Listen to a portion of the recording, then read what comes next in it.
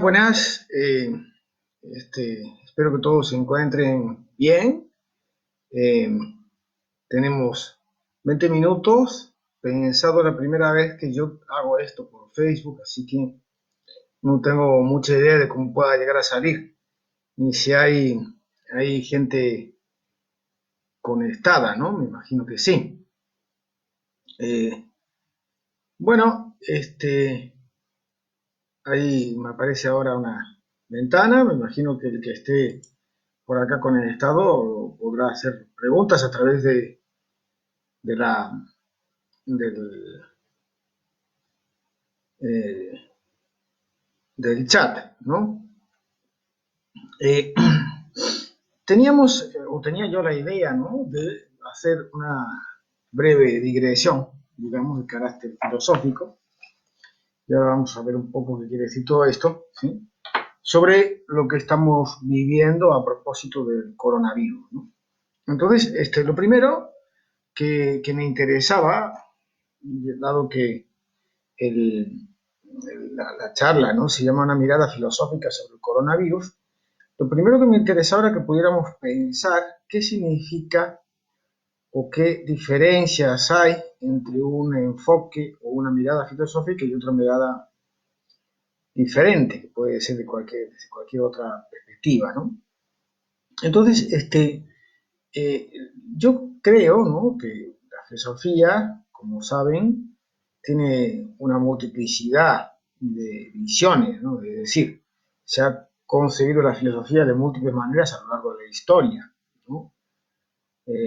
Y al punto que, por ejemplo, eh, Fichte, que es un filósofo de la época contemporánea ya, ¿no?, posterior a Kant, discípulo de Kant, de hecho, decía que hay tantos puntos de vista filosóficos como miradas personales, ¿no? Entonces él decía incluso que, gracias Inés, Irene, decía incluso Fichte que el tipo de filosofía que se hace depende del tipo de hombre que se es, ¿no? Bueno, eso es una visión un poco, digamos que radical, ¿no?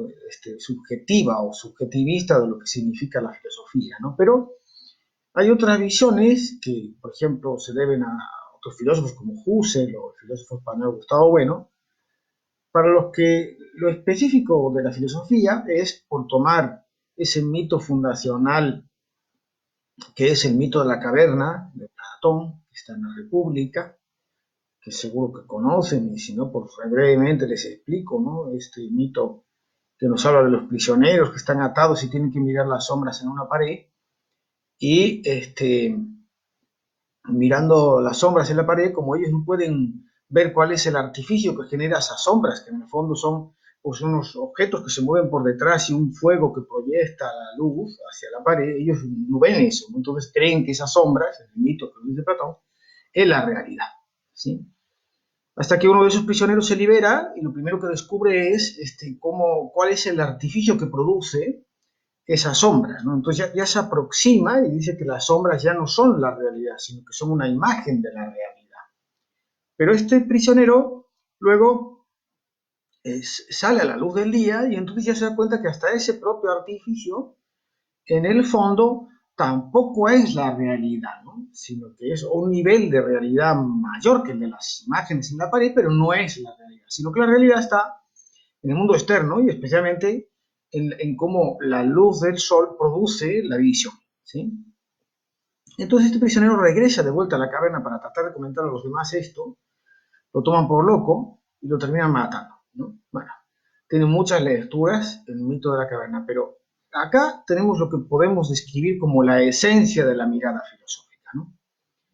¿Qué quiere decir la esencia de la mirada filosófica? Quiere decir primero que lo que vemos a primera vista, ¿sí?, no tiene por qué ser entendido como lo real, ¿no? De hecho, los sentidos nos engañan usualmente, y eso ya los griegos lo descubrieron. Aristóteles incluso dedica pasajes en distintas de sus obras a analizar cómo los sentidos nos engañan, ¿no? Esa idea cartesiana de que los sentidos nos engañan está muy presente. De modo que la mirada filosófica, por ejemplo, para la fenomenología, tiene que ver con una actitud de tratar de desentrañar los múltiples sentidos, las múltiples condicionantes o los múltiples elementos que están detrás de las apariencias. Es decir, y apariencia no es una palabra negativa, ¿sí? Las apariencias, cuando se dice, por ejemplo, las apariencias engañan, no, las apariencias no engañan, lo que nos engañamos somos nosotros y las confundimos con la realidad. Las apariencias son apariencias, ¿sí? Apariencias es cómo se patentizan las cosas ante nuestros sentidos y ante nuestra inteligencia, ¿sí?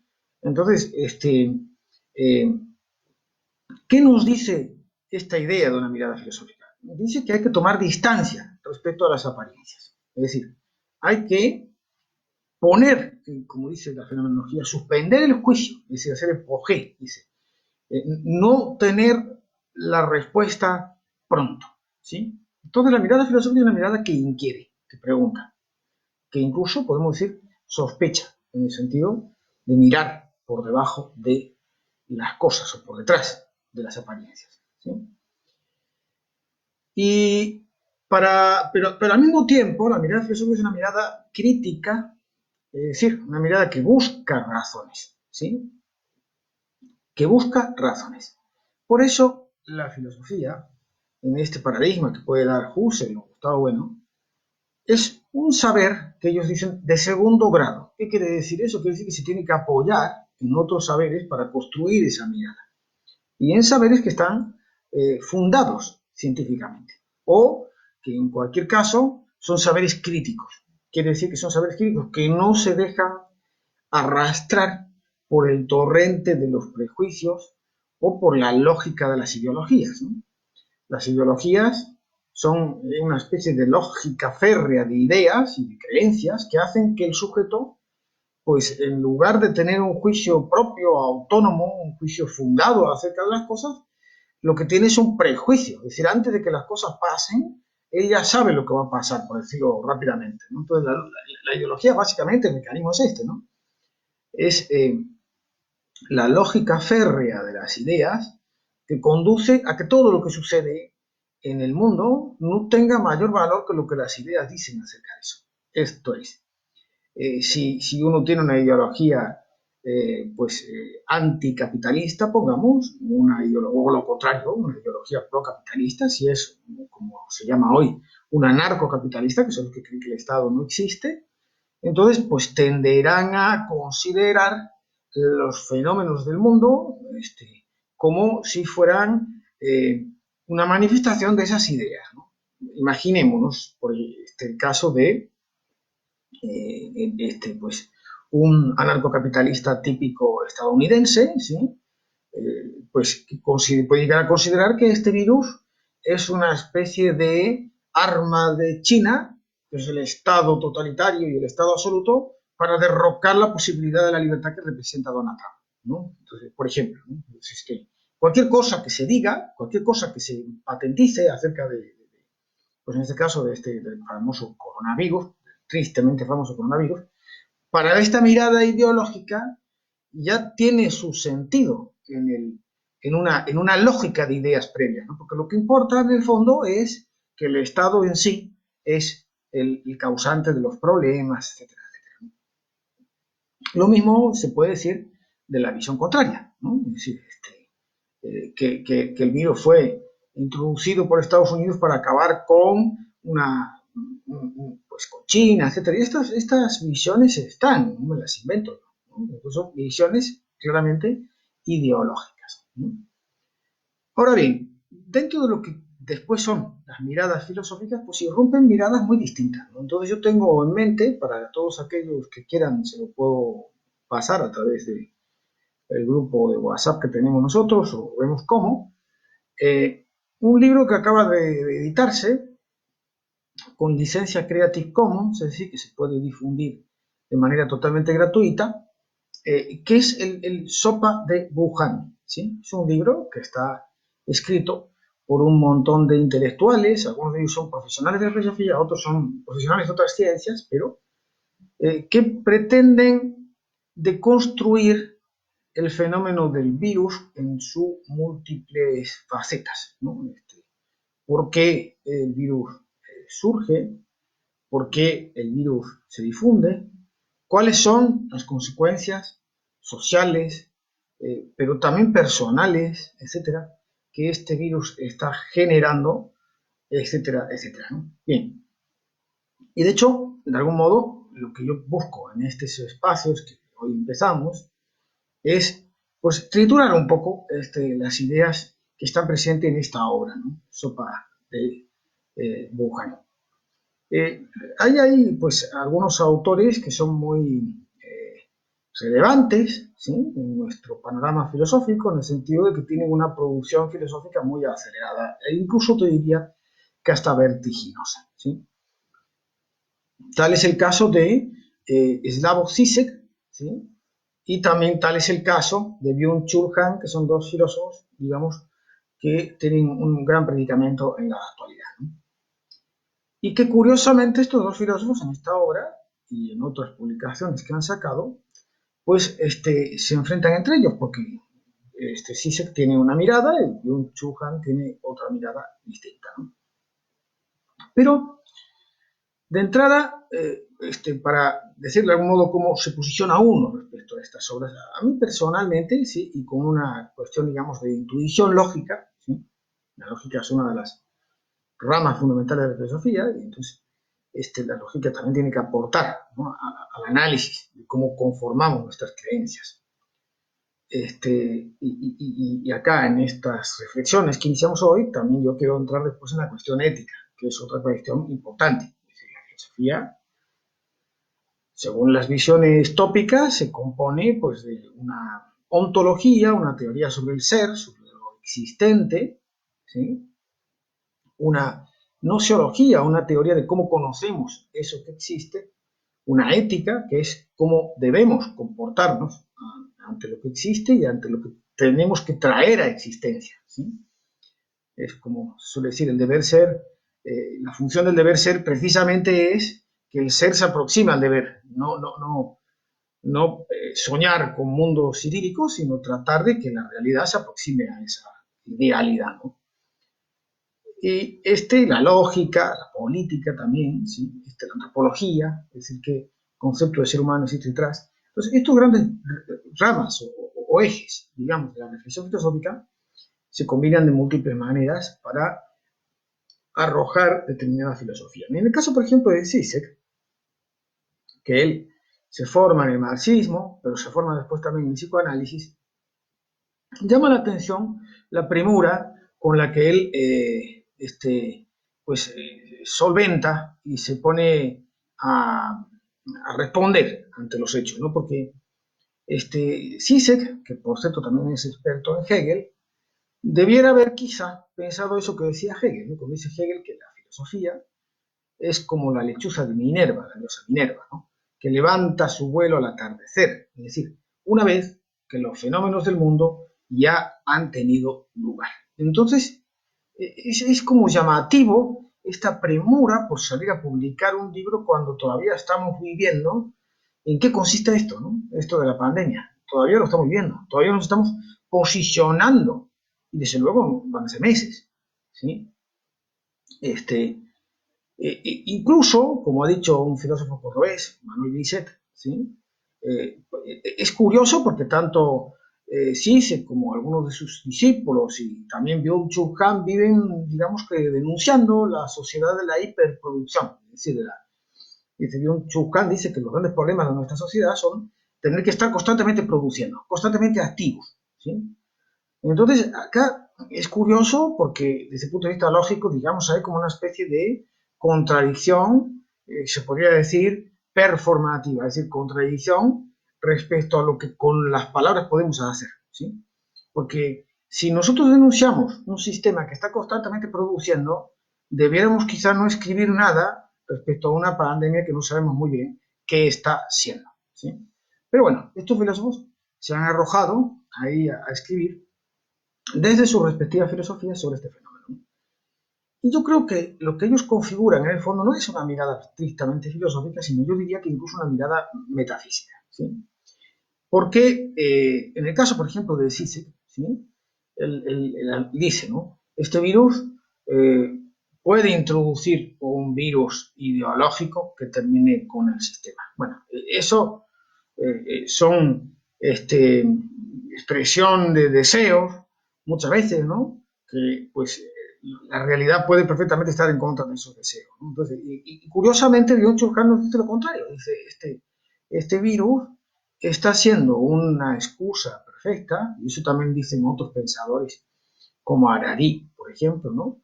Para introducir mecanismos de control y de vigilancia de las poblaciones, ¿sí?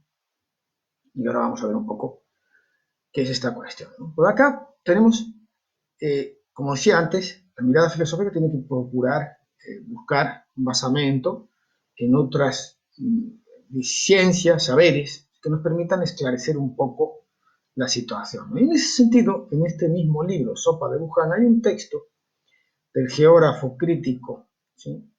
David Harvey, ¿sí?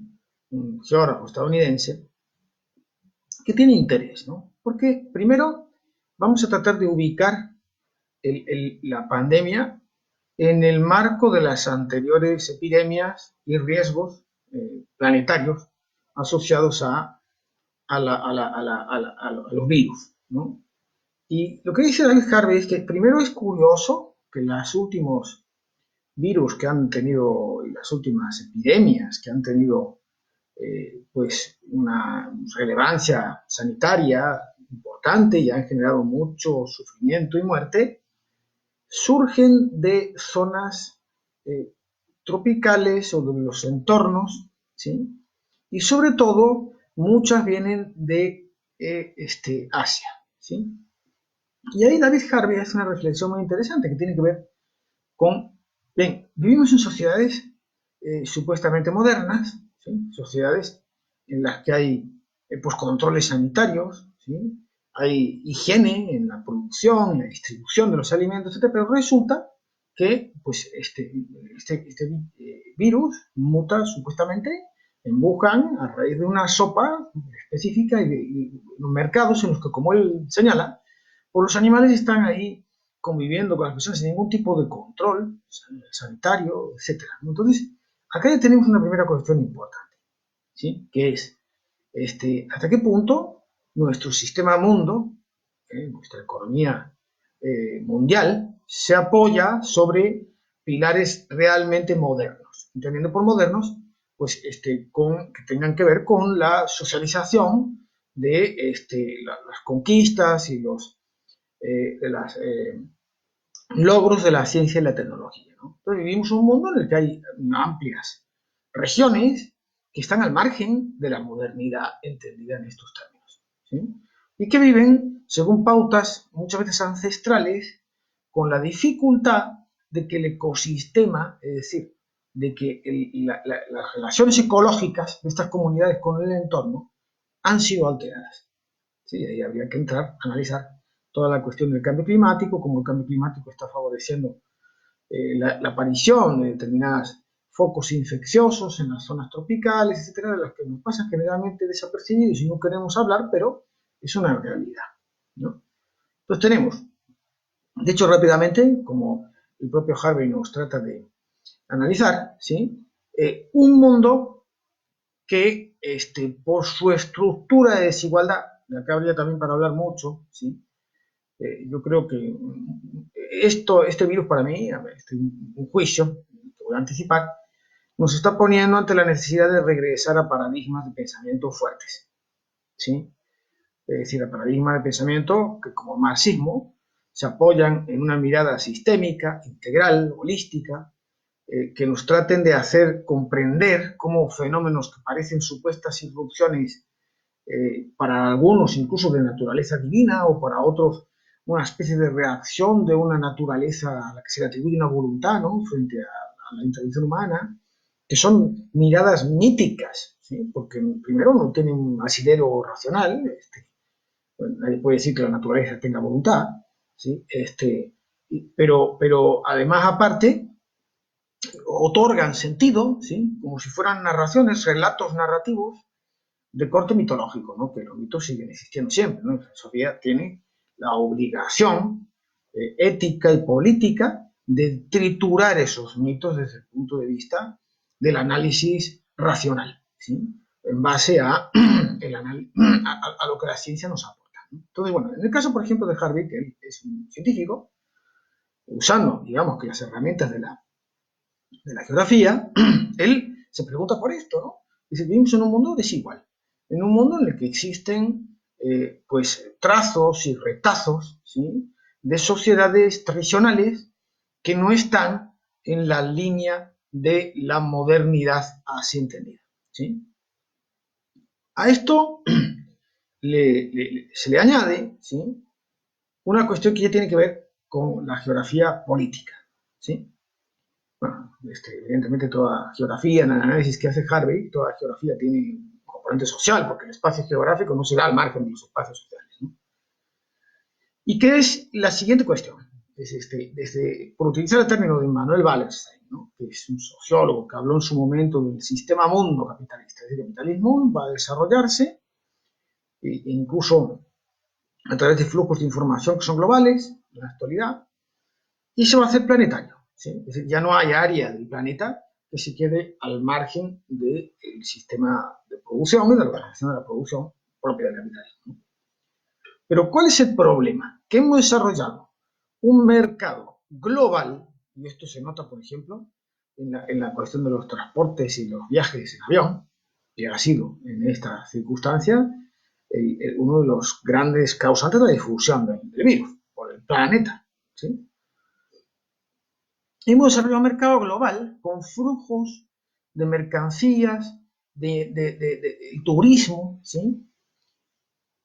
Un mercado global, pero no tenemos, sin embargo, instituciones de gobernanza globales que tomen decisiones de manera global y fundada en una mirada, como decimos, científica de los hechos. Entonces, acá ya tenemos un primer gran problema que tiene que ver, por un lado, con el origen supuesto del virus en determinada región y por determinadas circunstancias sociales, económicas, culturales, y por otro lado, una dificultad de gestionar eso, ¿sí?, por la constitución misma de las relaciones de gobernanza a nivel planetario, ¿sí?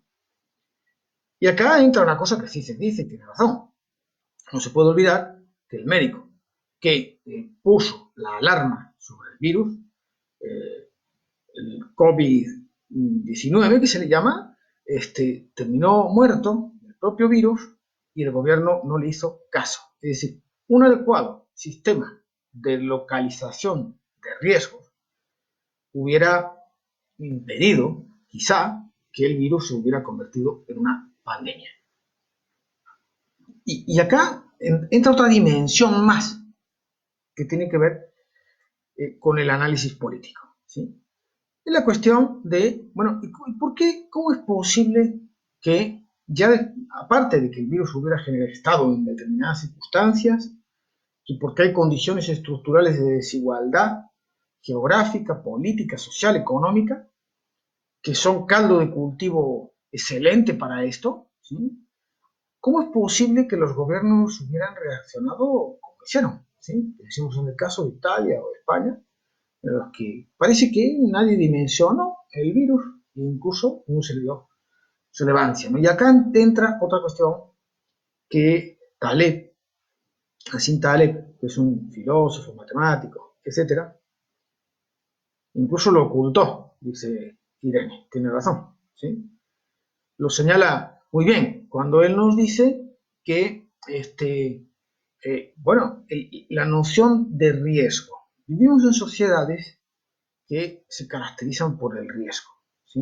Y cada vez van a ser más caracterizadas por el riesgo todavía, ¿no? Y ahí entra una cuestión, que es la cuestión que ya se sabe desde Ulrich Beck, que es un sociólogo alemán que acuñó ese término de la sociedad del riesgo, ¿no?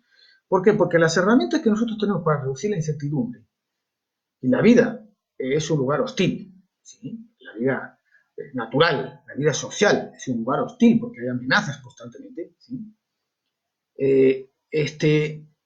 Los instrumentos que tenemos para reducir la incertidumbre, que son básicamente la ciencia, no la eliminan, incluso generan nuevas fuentes de incertidumbre y riesgo, ¿sí? Entonces, cuando hablamos de riesgo, una cuestión importante es cómo percibimos el riesgo, cómo lo analizamos, ¿no? Ya que lo que pasó, como dice Taleb, que es matemático y experto en estadística también, es que no se le dio el estatus necesario a ese riesgo originario porque se creyó que era una cosa que no tenía mayor relevancia. O sea, al principio incluso empezaron a circular informaciones del tipo esto no es tan peligroso como otros virus, como puede ser la gripe común, etcétera, etcétera, ¿no? Entonces, no se le dio la entidad, ¿sí?, a ese riesgo, a esa amenaza, ¿no? Eh, y esto es también una cuestión interesante de pensar, ¿no? Es decir, cómo tenemos conformados, ¿sí?, los equipos de gobierno, los distintos estados. Primero que no hay, digamos, una adecuada coordinación entre los gobiernos. De hecho, esta crisis lo que nos está poniendo de manifiesto es que la estrategia usual sigue siendo la misma del siglo XIX. Es decir, regresar a las pautas de soberanía propia del siglo XIX, que es cerrar fronteras y tratar de gestionar los territorios, ¿sí? Sin darnos cuenta que no estamos en el siglo XIX, ¿sí? Entonces, esto puede coyunturalmente aliviar la situación, sobre todo de los servicios hospitalarios, pero no es para nada la solución. Es más, es un peligro y un riesgo y una amenaza que vayamos hacia un mundo que, en lugar de entender que lo que se precisa son mayores dosis de cooperación y de difusión de las herramientas de la ciencia y la técnica a escala planetaria, vayamos hacia lo contrario, que es que cada país enquiste en su propia lógica y busque salir por los medios tradicionales, ¿no? Que es y con los asesores tradicionales, etcétera, que por lo que se ve, pues no tienen mucha noción o utilizan pautas de pensamiento del riesgo que no han sido las más exitosas, ¿no? Entonces, acá tenemos toda una fuente de temas, ¿no?, que nos permiten nos permiten pensar, situar primero el problema, ¿sí?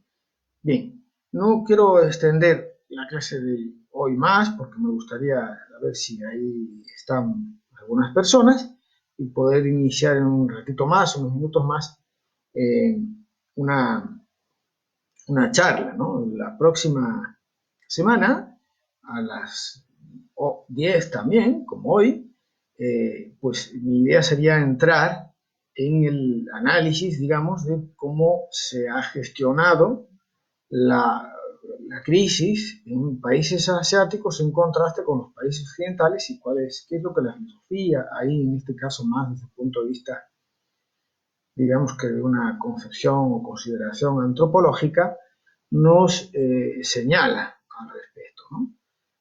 Pero eso, como digo, me gustaría que fuera para ya la próxima sesión, para no agotar, porque además no tengo muy claro quiénes están. Sé que está Irene porque escribe, pero no sé si alguien más está. Me gustaría que pudiera eh, manifestarse a través del chat.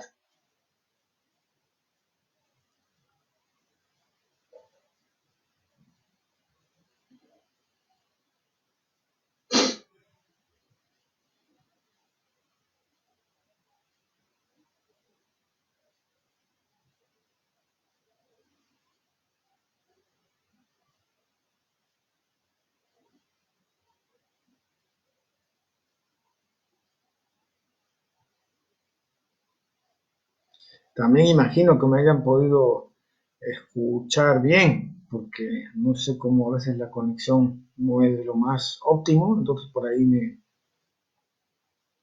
inquieta un poco. Bueno, Irene, ¿sigues por ahí?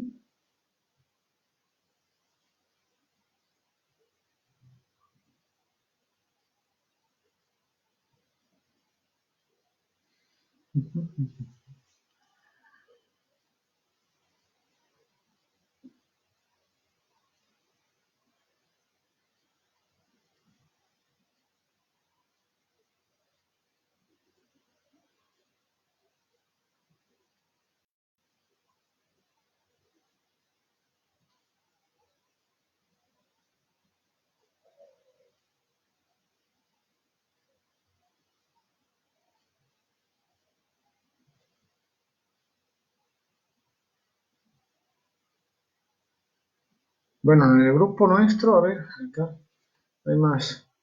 Ah, claro, qué torpeza la mía. ¿Sí? Esto destaca. No sé cuándo entraste, bueno, también Irene, se cortó el sonido varias veces y, y se escuchó muy bien, gracias. Vale.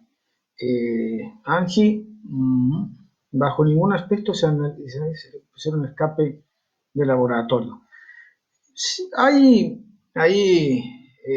gracias Mariana. Hay como algunas visiones, ¿no? Que forman parte, digamos, que de algunas, pues, teorías conspirativas, etcétera, ¿no? Incluso, pues, se ha leído, ¿no? Que supuestamente se habían hecho hasta como si fueran, pues, sí, se cortó la comunicación, es que yo no sé si es que no tengo una buena. El sonido a veces va y viene, sí, es problema de la conexión mía. Eh, Estábamos hablando de que sí, se creó esta idea, ¿no? De que había sido salido de un laboratorio, que incluso en Estados Unidos se habían hecho, sí, se corta, puede ser, que habían hecho incluso un simulacro de actuación ante una eventual pandemia, ¿no? Eh, y eso nos abre también una interesante lectura, ¿no? Pasa que yo creo que son lecturas que no hay evidencias hasta el momento. Al contrario, en el desciframiento de la cadena de ARN del virus, ¿sí? Porque un virus es una especie de ser medio inerte, ¿no? Sí, entonces, eso también es una cuestión metafísica interesante de pensar, ¿no? Como de repente algo como un virus se convierte en una amenaza planetaria, ¿sí? Eh, pero si en el análisis que se hizo de la cadena, se ha descubierto que cuando surge el virus, cuando muta, ¿sí? Y cómo se difunde, y no hay absolutamente ninguna evidencia que permita hablar de que ha sido una manipulación por parte de los laboratorios estadounidenses. Pero pongamos que esa evidencia no puede haber tampoco, porque lógicamente desde el punto de vista de la teoría conspirativa, no se va a informar la verdad, se va a ocultar, ¿no? Entonces, es interesante porque si ha sido así, si ha sido, eh, gracias a esta Graciela, si ha sido algo que se ha generado por parte de laboratorios, pongamos estadounidenses, para tratar de hundir el poderío geopolítico de China, pues me parece que les ha salido el tiro por la culata, ¿no? Porque al revés, ¿sí? Eh, Sí, hoy, Graciela, estamos hablando, empezamos, ¿no?, a hacer una especie de análisis filosófico del coronavirus. Entonces, hoy nos hemos centrado un poco en la cuestión de por qué surge donde surge, cuáles son las condiciones, digamos, sociopolíticas, económicas, etcétera, que lo han favorecido y cómo, pues, desde el punto de vista práctico se ha respondido a esta amenaza con herramientas de la soberanía y del concepto de soberanía propio del siglo XIX, sin entender un poco todas las lógicas que hay detrás que tienen que ver con un mundo globalizado, interconectado, que no es igual.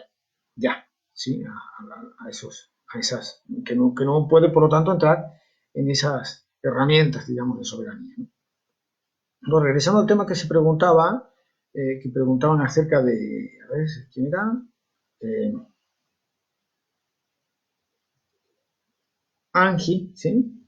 Que hubiera sido un escape de laboratorio. Está la posibilidad también de creer que el virus hubiera escapado de los propios laboratorios de biotecnología de los chinos. Y esto, pues, lo que nos tiene que hacer pensar también un poco es, bien, cuáles son, digamos, que los mecanismos de contención de riesgos para eventuales futuras pandemias generadas por desborde de material de guerra biológica, ¿no? Que eso es otro tema, pero acá reincidimos en lo que veníamos diciendo, es decir, en la inexistencia de una gobernanza global, ¿no? Hace poco un paleoantropólogo español que se llama Bermúdez de Castro,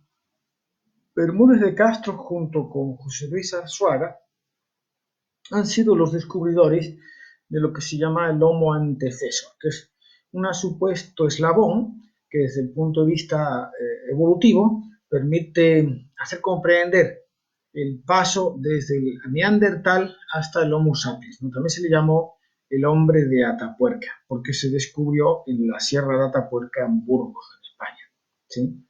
Y luego también empezaron con todos estos folclores a decir que era el primer europeo y esas cosas. Bueno, y este hombre, Bermúdez de Castro, así digamos que desde una especie de filosofía, muy interesante la pregunta de Graciela, ¿sí? Termino con esto de Bermúdez de Castro y continúo con esa pregunta, ¿no? Entonces, con la idea de regresar un poco a lo que nos dice él es que este virus en el fondo, eh, sí, Ángel, así es, por eso estamos diciendo esto, ¿no? Que los riesgos, en este caso, el riesgo de que se produzcan futuras mutaciones de virus que lleguen a ser todavía más letales, según Bermúdez de Castro, nos pone ante la necesidad de empezar a pensar como especie, ¿sí? Digamos, la solución para Bermúdez de Castro y algunos otros pensadores pasa por empezar a pensar como especie. Y es una idea que ya viene de Kant, ¿eh? Ya en otro momento se puede retomar, pero es una idea que ya viene de Kant, cuando Kant asegura que, y acá va un poco la respuesta que a mí se me ocurre a esa pregunta de Graciela, ¿sí? ¿Conviene políticamente a los poderes volver a posturas del siglo XIX? Yo no creo que convenga políticamente volver a posturas del siglo XIX por el simple hecho de que no se va a poder. Es decir, y el problema es que si volvemos a posturas del siglo XIX, porque en el fondo son la respuesta más cómoda, la respuesta más fácil, ¿cuál es el problema que hay acá?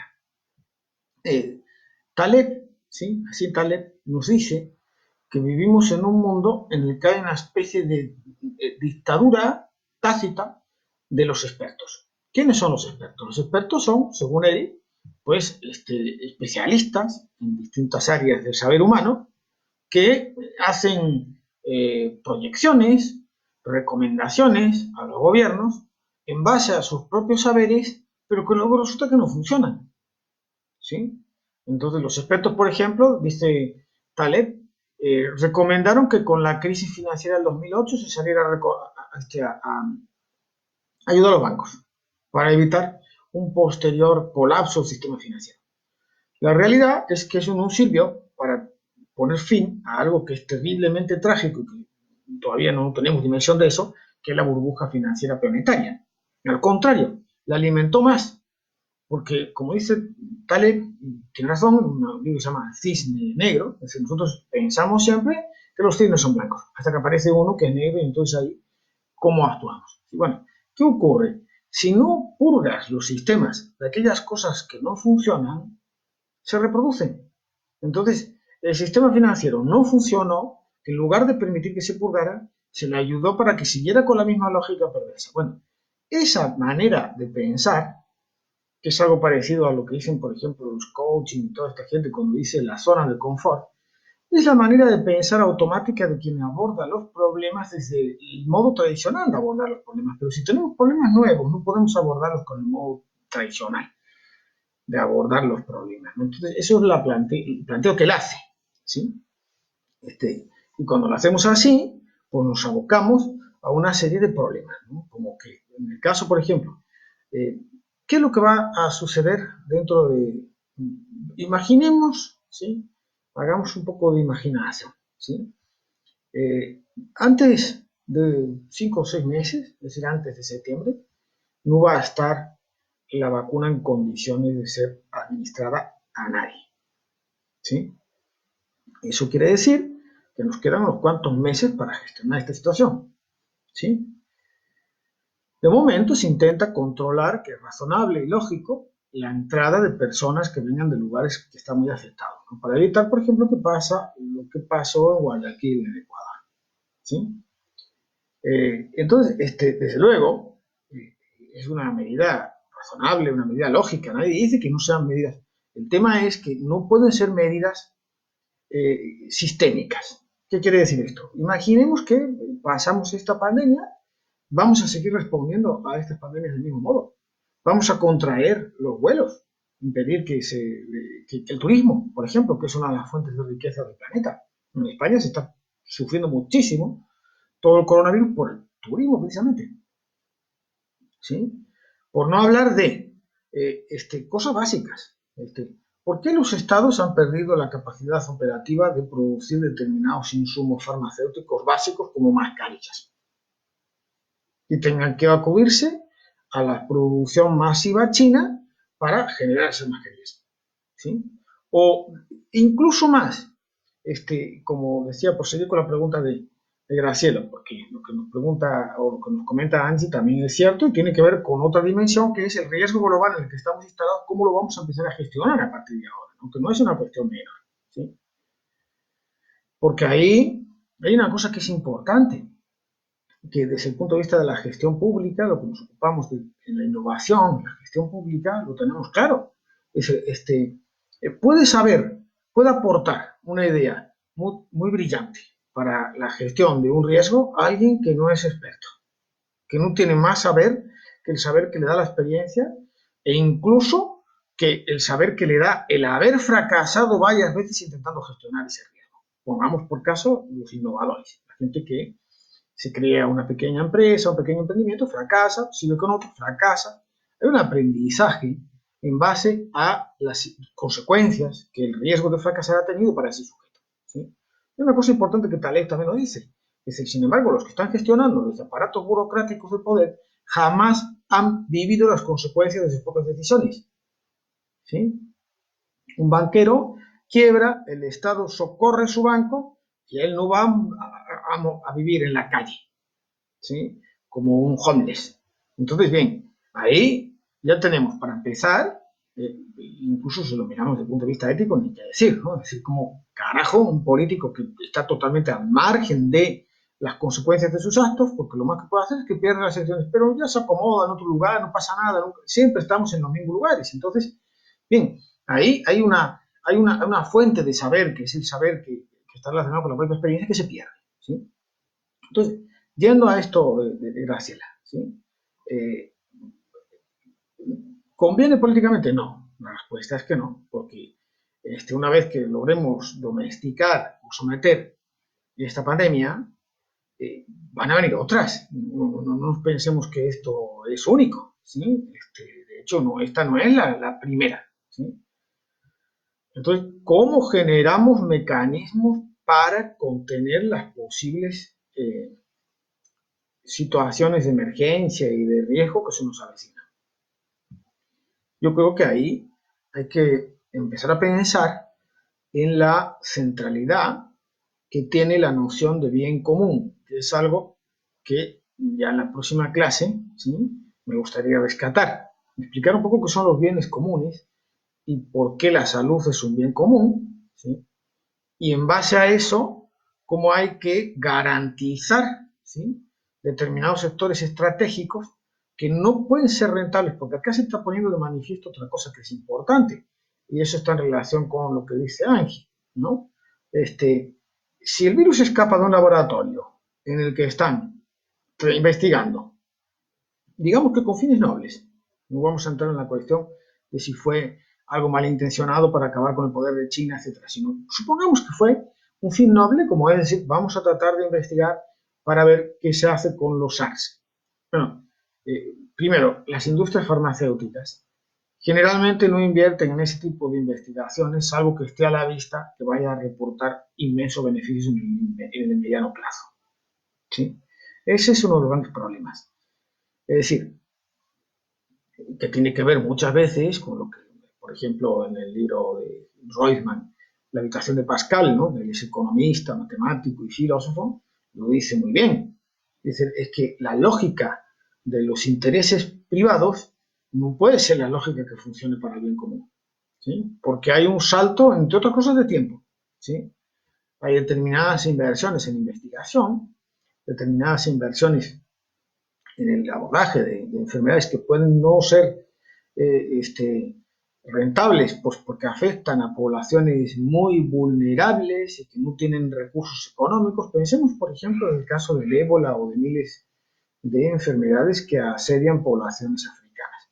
Pero el riesgo es global, porque la posibilidad de que haya una mutación realmente perniciosa de cualquiera de estos virus en poblaciones pobres, hace un montón de años, cuando yo estudiaba, en una jornada de bioética que organizamos ahí en la universidad, yo me acuerdo que en una mesa que habíamos hecho los estudiantes, yo tenía esta frase, ¿no? Es decir, los virus mutan en los cuerpos de los pobres, pero afectan a los ricos. ¿Por qué mutan en los cuerpos de los pobres? Primero, porque suelen tener sistemas inmunitarios más debilitados, porque no tienen la alimentación necesaria, porque, etcétera, etcétera, etcétera, porque viven en condiciones más precarias, con falta de higiene, etcétera. Pero una vez que mutaron, afectan a cualquiera, y este virus ha puesto también de manifiesto eso. No afectan del mismo modo, porque no es lo mismo una persona que tiene recursos que una persona que no lo tiene, pero afectan a cualquiera con independencia de si tiene o no recursos. Entonces acá la cuestión es cómo empezamos a pensar la gestión de la salud a nivel planetario, porque la amenaza irrumpe desde cualquier punto del planeta y puede terminar, como dice el modo de Castro, por aniquilar a la población entera del planeta. Entonces, ¿conviene políticamente? La respuesta es no. ¿Que los poderes políticos tienden a eso? La respuesta es sí. ¿Por qué? Porque es lo más cómodo, porque están desconcertados, porque siguen con lógicas de pensamiento que no son las que necesitamos en el mundo actual, ¿sí? Y esto implica un montón de esferas, ¿sí? En este caso estamos hablando de la salud, pero implica también todo lo que tiene que ver con los ámbitos educativo, eh, con el ámbito de la producción de las políticas públicas, cómo se producen las políticas públicas, cómo se abordan los problemas públicos, ¿sí? Que es otra cosa interesante de reflexionar. Y fíjense, sin ir más lejos, yo voy a tirar acá una idea, bueno, para que la pensemos, ¿no? ¿Qué sucedió el viernes con nuestros jubilados esperando cobrar la pensión? Bien, el año pasado se salió un decreto, el año pasado creo que fue hace 2 años, se hizo un decreto, ¿sí? En el gobierno anterior, para establecer las billeteras virtuales. Bueno, las billeteras virtuales, gracias, Graciela, las billeteras virtuales permitirían en esta ocasión que las personas no tuvieran que desplazarse a cobrar al banco, ¿no? Pero eso, el día 12 de marzo, el actual gobierno las eliminó, porque en el análisis que hicieron con los gremios bancarios, algunos gerentes bancarios, no había suficientes condiciones y encima pues, no estaban con el miedo siempre a que pudiera lesionarse el empleo, que es una cuestión legítima, no lo estoy cuestionando, ¿sí? El hecho es que ahora la han tenido que volver a poner por otro decreto que se salió del ANSES, en este caso, el día 2 o 3 de abril, porque se teme una aluvión de gente para el cobro de esta ayuda que va a otorgar el gobierno. Entonces, primero, ¿se hizo un análisis pormenorizado de una medida que podía ser beneficiosa en determinadas circunstancias o simplemente se descartó porque está asociada a intereses empresariales próximos al gobierno anterior, etcétera, etcétera, ¿no? Que no digo que no esté esta realidad, no estoy hablando de eso, pero estoy planteando otra cuestión, que es cómo podemos cristalizar políticas públicas como políticas de Estado si son un bien para una sociedad determinada, ¿no? Es un gran problema ¿sí? Porque no lo hacemos. Y acá tenemos entonces otra vez, y ahí, regresando a esa pregunta de Graciela, tristemente los políticos tienden a responder de maneras inapropiadas por la lógica misma de las instituciones que han generado ese sistema político y ese sistema administrativo, ¿sí? Es decir, responden con herramientas de decirme por qué es lo más fácil, ¿sí? Responder a través de una autoridad fuerte, que organiza, etcétera, y que es necesario, no estamos diciendo que no, pero yo insisto, esto es algo que va a convertirse en uno de los retos para el gobierno o una gobernanza global, porque no es un fenómeno regional, y la capacidad de ser asolados y desolados por pandemias va a ir creciendo. Y no hablamos solo de pandemias, hablamos de otro de multiplicidad de cuestiones más. Por ejemplo, ¿sí? Por la ceguera del Estado y de los dirigentes del Estado, ¿sí? Que no se quiso invertir en desarrollo de fármacos para posibles y eventuales pandemias por SARS, ¿sí? Que hubiera sido una inversión, yo leía el otro día en una fuente, una inversión de unos 6.000 millones de dólares, una cosa así, ni siquiera una inversión astronómica. Sin embargo, ahora el sistema está tambaleando porque se calcula que lo que se va a perder es bastante más de 100 veces eso, ¿sí? En términos de economía mundial. Entonces, bien, ¿qué ocurre? El Estado tiene que... El mercado es ciego, el mercado es ciego, es inmoral, de hecho, porque no tiene, no aprecia, solo funciona por la lógica del autointerés. Entonces, lógicamente, es ciego, no puede generar un bien común, por más que la teoría liberal les digan que sí. ¿Sí? Entonces, esa ceguera del Estado, que tiene que ver con lo temporal, como estamos diciendo, hace que se produzcan fenómenos como este. Es decir, la imposibilidad de predecir, anticipar, generar pautas de conducta ante eso, tener toda la infraestructura preparada para evitarlo, etcétera, etcétera. Y si eso ya pasa en el Estado nacional, imaginémonos cuando tenemos instituciones de gobernanza global que están totalmente devaluadas y denostadas por los grandes poderes que existen en este planeta. ¿Sí? Porque en la ONU tiene muy buenas intenciones, pero casi nadie le hace caso, ¿sí? Y menos algunos países poderosos como Estados Unidos o China, ¿sí? Entonces, tenemos riesgos globales y pautas de pensamiento político, de análisis, de pautas de gestión pública del siglo XIX, ¿sí? Que siguen con esa noción de soberanía propia del siglo XIX, ¿sí? Y esto es una bomba de relojería. Es decir, si no hay una capacidad de ponerse a pensar y a construir otras maneras de abordar estos riesgos globales, y ahí metemos toda la cuestión de lo que se nos avecina, terremotos, huracanes, etcétera, porque la alteración del cambio climático genera determinadas cuestiones que, por más que algunos líderes políticos como Donald Trump las niegan, pues tienen bastante evidencia científica detrás, ¿no? Yo termino con una reflexión muy pedestre, ¿no? Pues yo creo que la filosofía tiene que también estar apegada a esos fenómenos que busca explicar, ¿no? A mí me pilló todo esto regresado de Madrid, finales de enero, principios de febrero, cuando fui a defender mi tesis doctoral. Primero, que a todo el mundo le parecía que era una exageración, una cosa escandalosa. De hecho, y no, yo creo que el sistema totalitario no va a ayudar nunca. Por eso es el riesgo enorme de regresar a modos de actuar y de pensar del siglo XIX, ¿no? Entonces, días previos a la cuestión, se registraron en Madrid picos de contaminación atmosférica muy por encima de lo que la Organización Mundial de la Salud considera tolerable para la salud humana, ¿sí?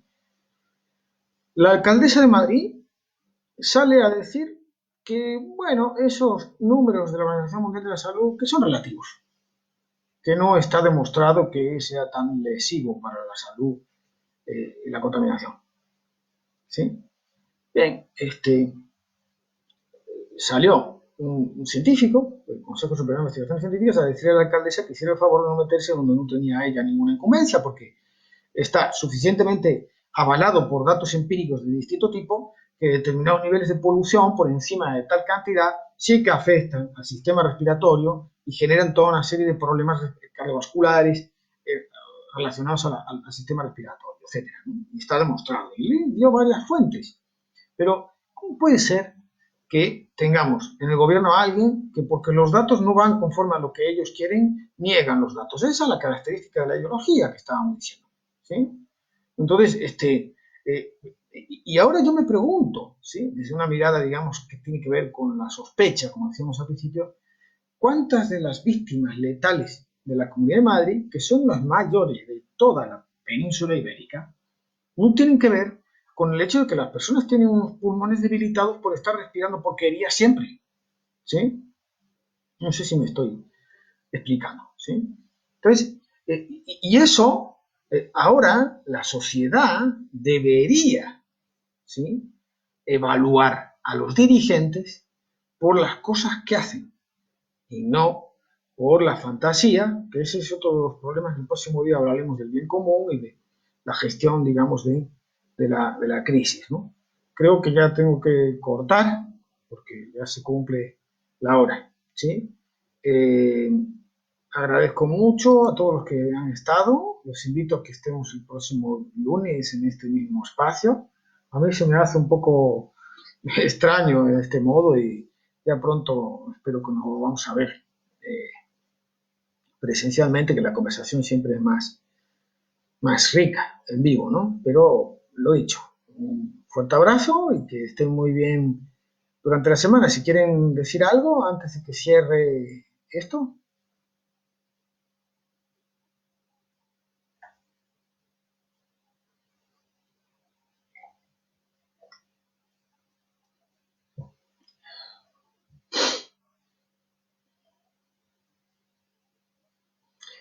Bueno, muchas gracias Irene, Héctor, Graciela, eh, Angie, las dos Gracielas, Silvia, Mariana. Muchas gracias por haber estado y haber participado. Nos vemos el próximo día. Cordial saludo.